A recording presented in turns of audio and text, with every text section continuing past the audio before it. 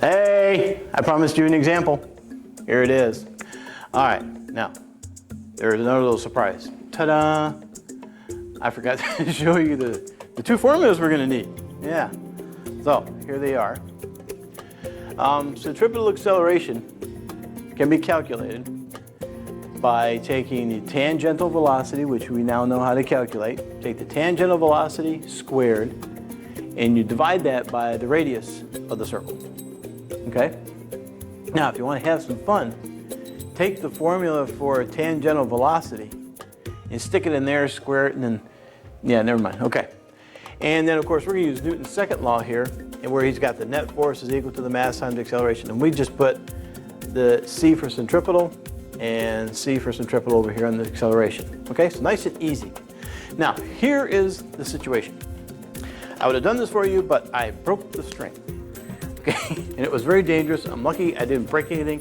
I took this baseball, which I colored black, so people could see it, and I took the string at 3/4, and I decided to spin it faster than I did the tennis ball, and well, let's just say, or yeah, hard ball is a hard ball, right? So I'm lucky I didn't break anything, and what did get dented, let's hope nobody notices that, okay? Anytime real soon. So anyway, shh, don't tell anybody, okay?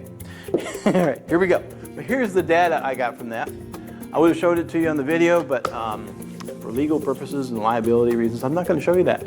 So the time it took, I was swinging that thing around pretty good, but it's pretty heavy though. It's a good bit heavier than a tennis ball. It took 9.5 seconds, 9.5 seconds to go around 10 times. And I went ahead and got the mass of the baseball, which was actually 130 grams, which if you move it over 3 places, that's 0.130 kilograms. Okay? So, what we're gonna do first, I've got all these parts to this thing, so I can take you through an entire full example, so you always know how to do this. Part A, we're gonna find the period of the ball going around.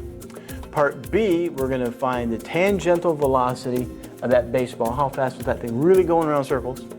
Then we'll find the acceleration, centripetal acceleration, and then the centripetal force, and then we're going to find the tension that was in that string that right before it failed and sent the baseball somewhere in the room. Gotta be careful how to word these things. All right, so here we go. First things first, let's calculate that period. So part A right here, we're going to calculate the period. Now, do you remember definition? What was the period? Period is how much time it takes per one cycle, all right? So we want the time per cycle. Okay, you can go back and look that up if you want to. So the period is the amount of time it took, which was 9.5 seconds, divided by 10 cycles. So the period is just going to be 0.95 seconds.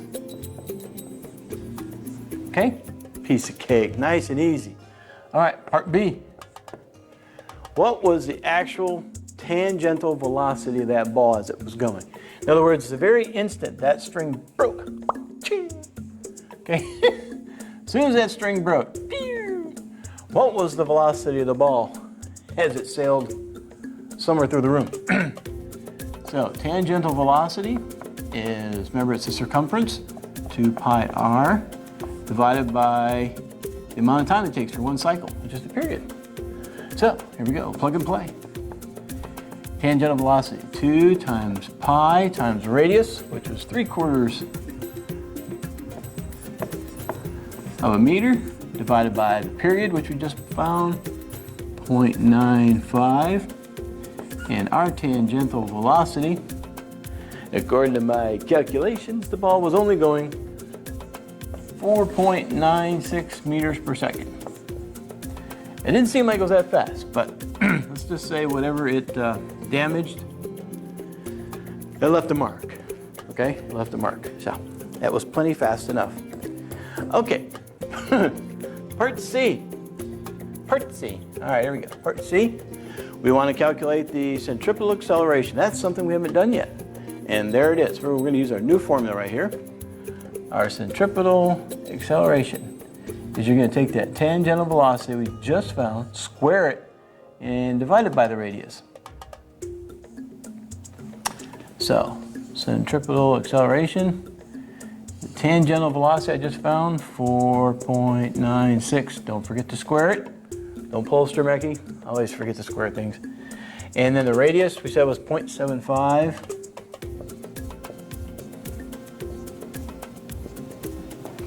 See, that's weird. Over here we multiply by the radius. Down here we're dividing by the radius. It's almost like we're subtracting the radius out or something.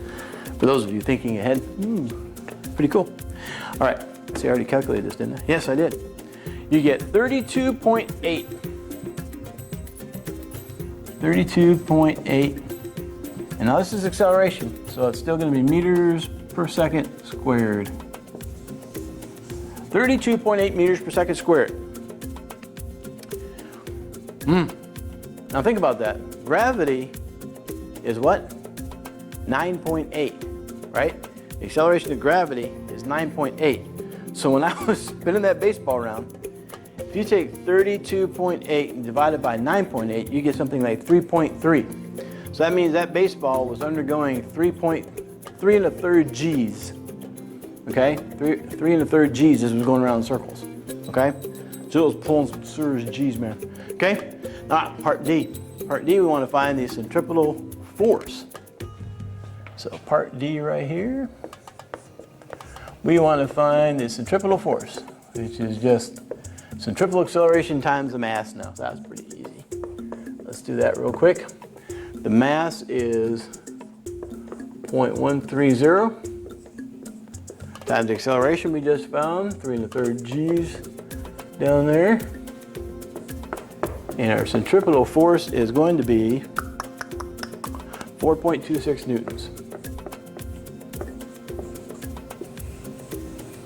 Okay, 4.26 newtons. Not too bad. So the last part of the question, part E, asks, what was the tension force?